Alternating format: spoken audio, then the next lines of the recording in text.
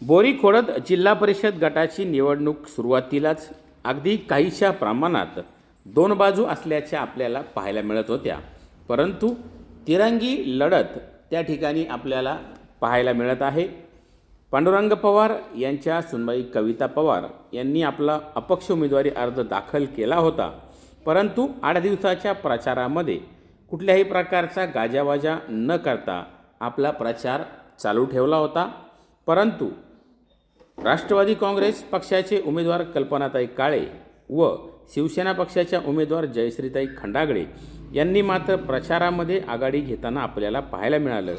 परंतु आज अखेरच्या दिवशी पांडुरंग पवार यांच्या सुनबाई कविता पवार यांनी रिक्षा हे आपलं चिन्ह आहे, मोठ्या संख्येने रिक्षा त्यांनी या मतदारसंघामध्ये फिरवल्याचं पाहायला मिळत आहे।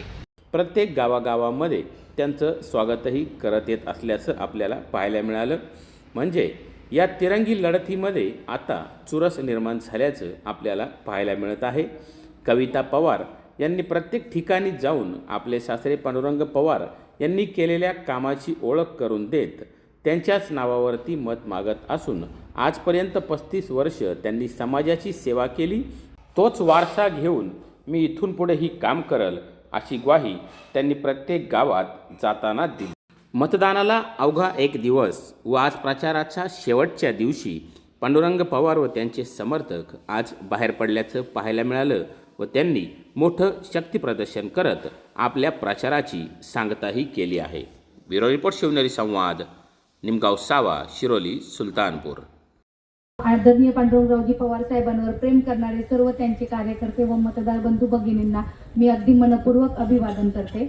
आज येथे आपण आपल्या आज निवडणुकीमधला लास्ट दिवस आहे की आपण 5 वाजेपर्यंत प्रचार करू शकतो, त्यामुळे अशी भव्य अशी रॅली आपण काढलेली आहे। अगदी कावळपिंपरी पासून ते येडगावपर्यंत आपण जाणार आहोत आणि लोकांचा उत्स्फूर्त असा प्रतिसाद पाहून मला 100% नाही 1001% आता गॅरंटी आलेली आहे की आपणच विजयी होणार आहोत। आणि येत्या 7 तारखेला मी सर्व मतदारांना अगदी कळकळीची विनंती करते की 3 नंबर अनुक्रमांक 3 समोरील कविता संदीपान पवार चिन्ह रिक्षा समोरील बटन दाबून सर्व मतदार राजांनी भरघोस मतांनी विजयी करा आणि येत्या 9 तारखेला सर्वांनी आपण जुन्नरला गुलाल घ्यायला जायचे अशी मी आश्वासने देते की आपलाच गुलाल होणार आहे अशी मला शाश्वती आलेली आहे। सर्व मतदारांचा उत्स्फूर्त प्रतिसाद पाहून धन्यवाद।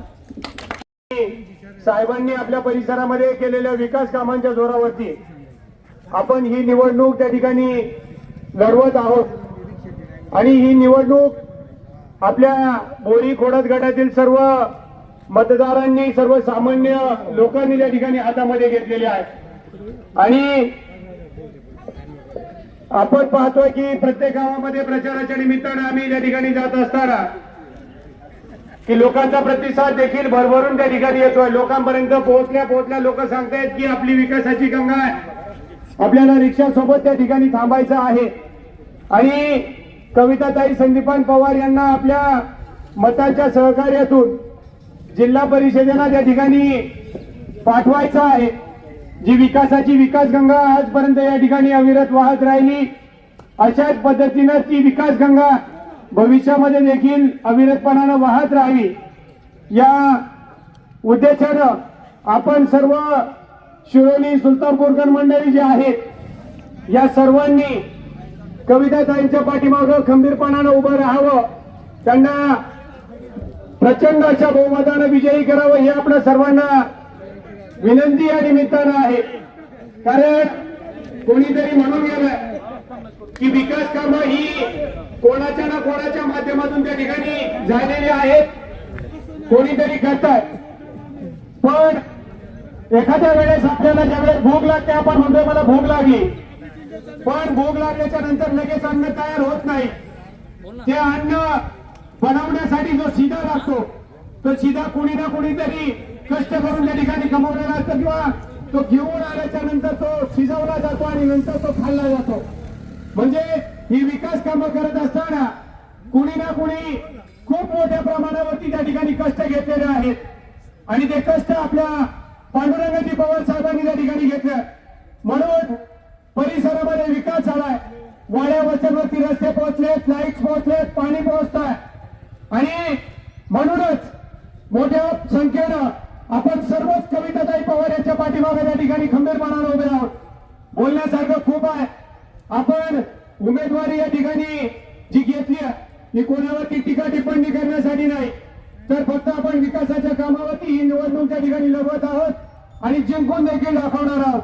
म्हणून आपल्या सर्वांना माझी कळकळीची विनंती असेल की विकासाच्या पाठीमागे उभं राहा. दोन पैसे कोणी येईल कोणी देईल या बोल थापांना बळी पडू नका. आजची पार्टी उद्याची पार्टी आणि कमावणारं कोण नाहीये. प्रत्येकाच्या घरामध्ये त्या ठिकाणी कमावणारे आहेत, प्रत्येकाकडे पैसा आहे, सुबत्ता आहे. आपल्या शेतीमध्ये पिकलेला शेतमाल हा आपल्याला मार्केटमध्ये नेण्यासाठी जो पक्का रस्ता हवा तो विकास आपल्याला या ठिकाणी करायचा. प्रत्येकाच्या घरापर्यंत पाणी पोहोचवायचं आहे, प्रत्येकाच्या संसार त्या ठिकाणी बोलवायचा असेल तर कविताच्या पाठीमागे आपल्याला बहुसंख्येनं उभं राहायचं. बोलण्यासारखं खूप आहे पण एवढ्याच त्या ठिकाणी आपली रॅली अजून खूप पुढे जायची आहे. म्हणून आपल्याला पुन्हा एकदा विनंती करेल की कविता पवार यांच्या रिक्षा या चिन्हासमोरील बटन दाबून त्यांना प्रचंड अशा बहुमताने विजयी करावं ही विनंती आहे. यानंतर